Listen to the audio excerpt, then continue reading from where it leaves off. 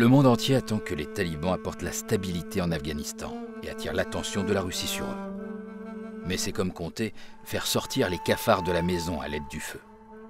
Désormais, la seule alternative aux talibans est Ahmad Massoud, le chef du Front de résistance nationale, qui continue de se battre dans les gorges de Panjshir. D'ailleurs, il a des alliés potentiels. Taliban se représente comme un mouvement international. Néanmoins, la majorité de ses membres sont les Pashtuns, le peuple qui représente 50% de la population d'Afghanistan.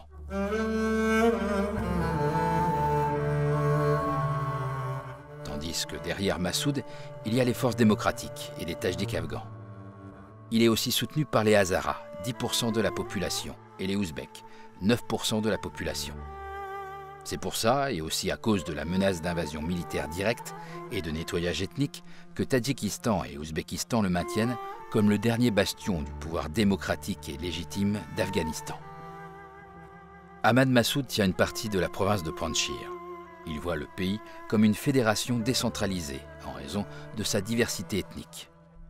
Il a commencé à en parler en août 2021, en refusant d'être une marionnette dans le gouvernement des talibans, et il le dit toujours. Son idée est de donner plus d'autonomie au territoire et plus de pouvoir au peuple.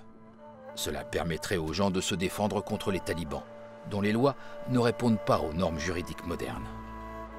Dans les provinces avec la population hazara et ouzbek, des rassemblements sont organisés pour soutenir Massoud, comme à Bamiyan, à 240 km au nord-ouest de Kaboul, où les émeutes se déroulent depuis plusieurs jours.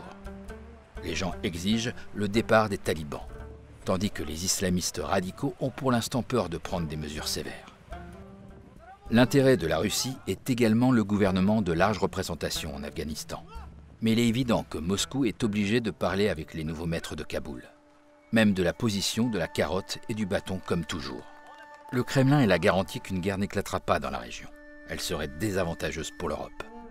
En effet, en cas de conflit, le flux de réfugiés se précipiterait vers la Russie, ainsi que vers l'Europe via la Turquie et la Grèce. Ahmad Massoud reste le seul moyen de retenir les talibans. Et peut-être avec lui l'Afghanistan pourrait devenir une fédération stable, sans les nettoyages ethniques, que la région de Panjshir a déjà connus de la part des islamistes radicaux. C'est pour ça qu'il est très important pour les pays occidentaux d'accorder leur soutien à Ahmad Massoud, probablement en coopération avec la Russie.